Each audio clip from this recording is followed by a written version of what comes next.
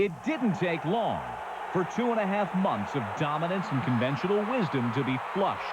Had you listened closely, you would have heard it coming. No one gave the Niners a chance, and the echo of that disdain was telling.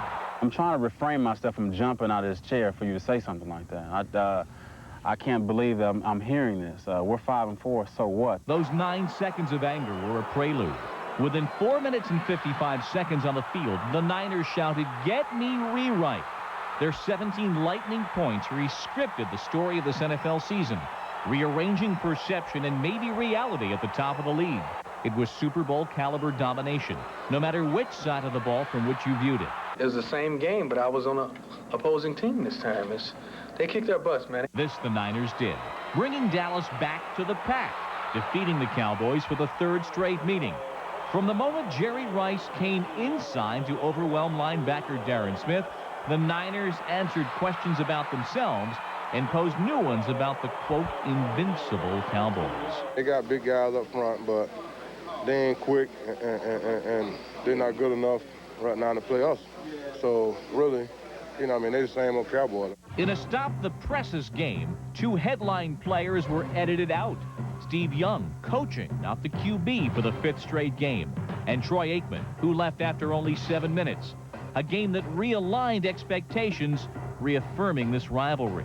In essence, they showed us a lot of disrespect, talking and mouthing off like they were the champions last year. I think they forgot who got the Super Bowl ring. Remember who has the best record now? The Kansas City Chiefs, 9-1.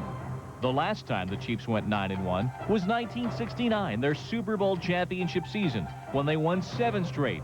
Sunday was their 6th in a row, as KC dominated the AFC champion Chargers for the 2nd time in 5 weeks.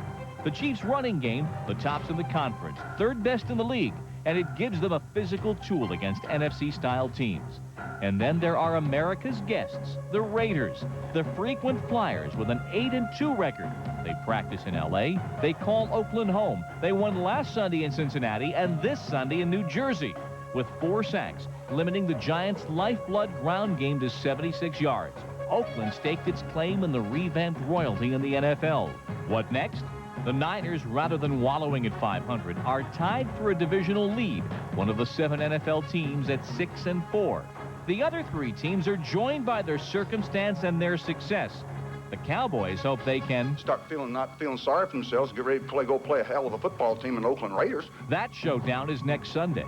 Then a short Thanksgiving week turnaround for Dallas against the Chiefs, after which Kansas City visits Oakland, meaning this week's realignment will have several more chapters before the 49ers either add to their ring collection or give up the ghost. I can't tell you the future. I can just tell you what happened today. I'm not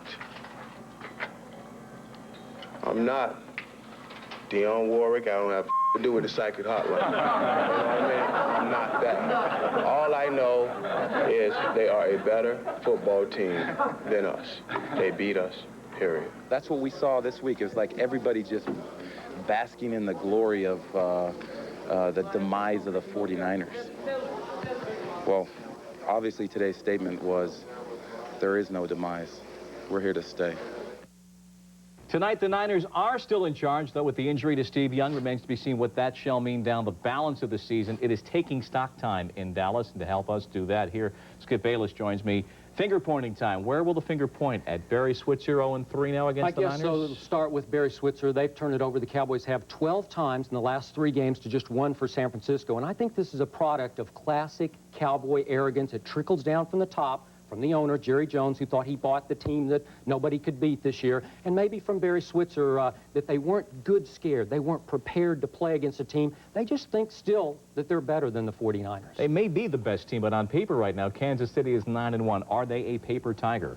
I think so. I think Kansas City is a product of the AFC this year that we've criticized for years. I think it's even a notch less than it was the last 4 or 5 years, and especially with Steve Bono at quarterback. He's not a top drawer. Aikman, a Marino, an Elway, and I don't think they can win the Super Bowl with Steve Bono at quarterback. We've got Hostetler and the Raiders at 8-2, and they've got a date with Dallas.